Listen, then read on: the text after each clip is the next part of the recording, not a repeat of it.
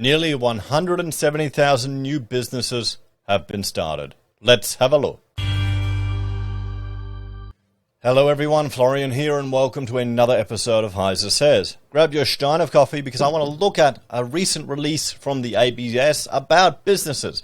We've been discussing every single builder that has gone under pretty much during the construction apocalypse, and I will eventually get around to mapping them around the country. But one thing I wanted to look at was, well, the number of businesses that were getting created as opposed to the number of businesses getting destroyed. Now, here's the thing. Recession, the boogeyman that everyone's afraid of. It's not necessarily a bad thing. Sometimes you need to clear out the dead wood so there are opportunities for the young saplings to grow up and to create new opportunities. This is the problem I have with too big to fail or the government stepping in and bailing out businesses. Sometimes they just need to fall over because then that provides opportunities for others. And I thought we'd have a look at this because this is some good news. I know no one will watch it. No one watches good news on YouTube. But we've got new people starting businesses. And I suspect a lot of people are getting the shits with the whole quiet quitting or a jumping ship and going on their own.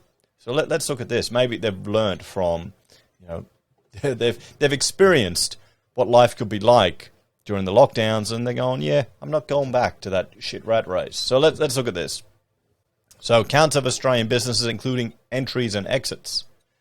So it contains counts of actively trading businesses, rates of entry to and exit from, the market sector of the economy, and the rates of business survival. So let's look at the key statistics as of the 30th of June 2022.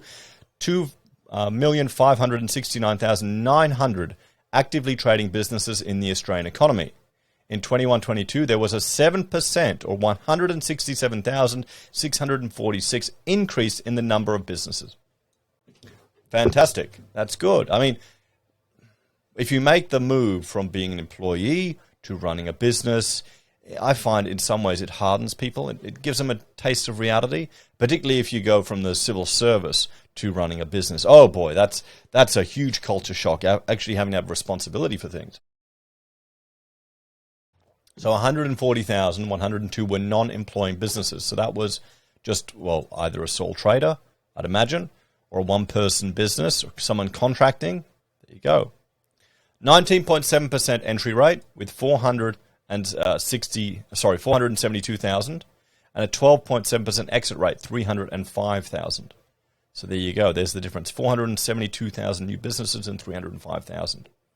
If we have a look here at this chart, business entries and exits, from 18 to 19, we can see from 2021, there's been an increase.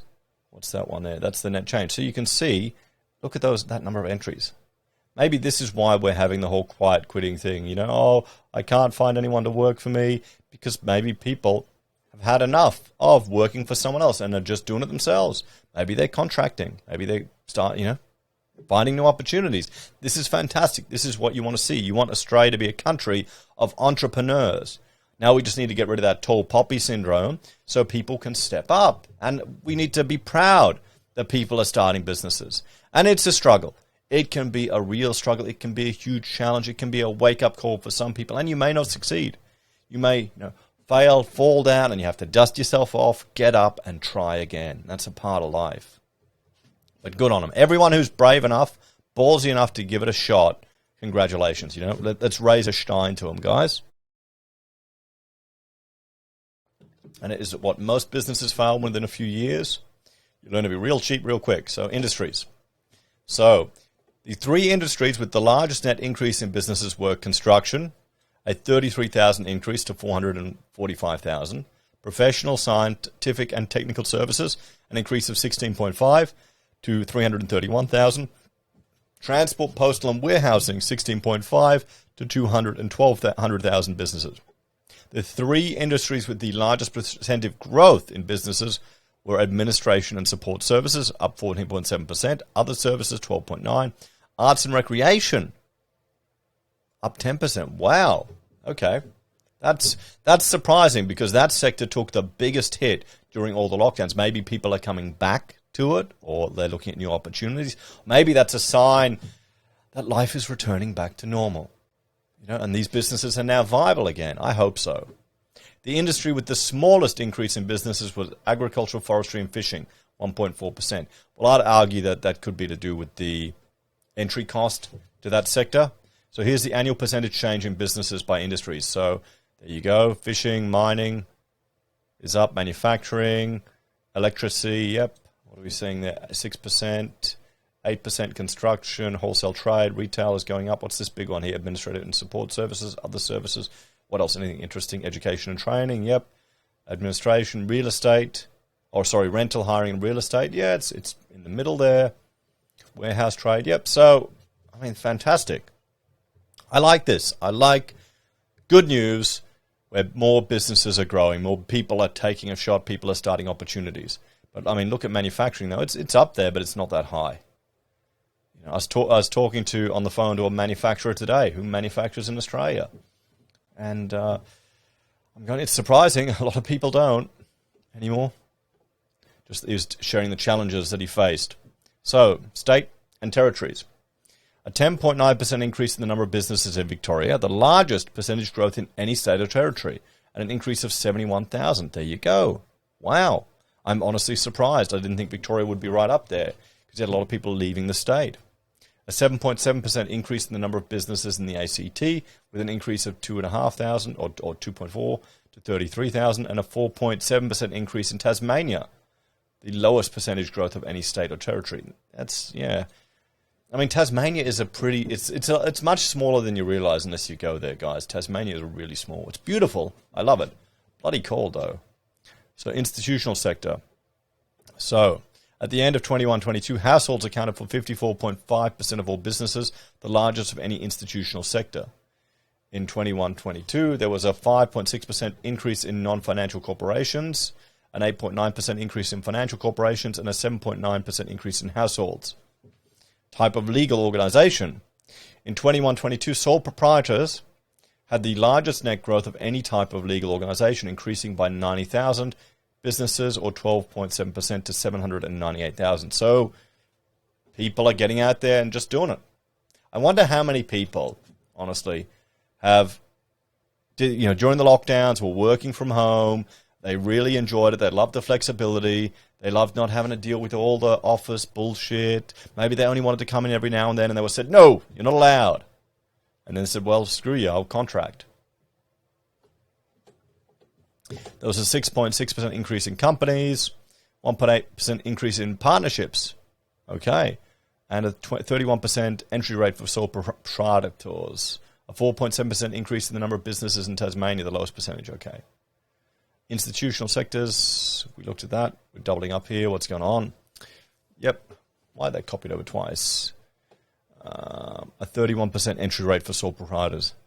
There you go, guys. What about trusts and all of that stuff? I guess they're not capturing that here. Seasonally adjusted, I mean, yeah. Look at that, guys. That's just... Does this tell you economic doom?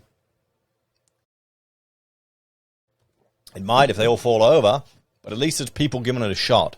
That's what you got to do. You got to give it a shot. You want to at least, on your deathbed, say you tried. I wonder how many of these businesses are real estate empires built from people working at Macca's, like they talk about on news.com.au. What else? Okay, so yeah, let's have a look there. So there you go, guys. So let's have a talk about this one. There you go, over nearly 170,000 new businesses in Australia. It's great news. It's fantastic. And I wish the best luck to all those people who've started a business. I remember I reached out to someone on LinkedIn that had made a computer game I loved to ask advice about a business. And he said, don't rush growing too fast or hiring too many people. And that's the same advice my father gave me too. It's something you need to watch and you need to manage.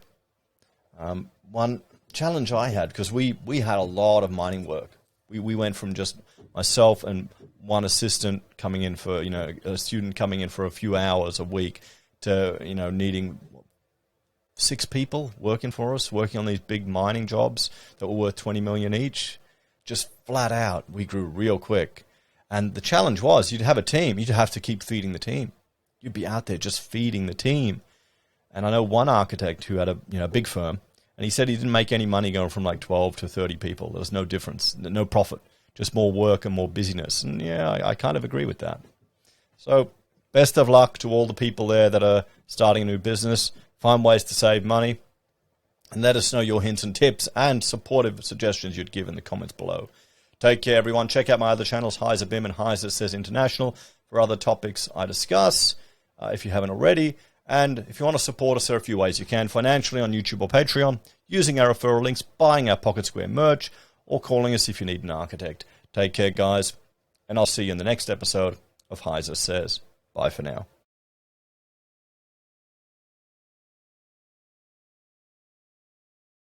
Maybe there's a market for $1 coffee now that 7-Eleven is abandoning us all. I'll see you later, guys.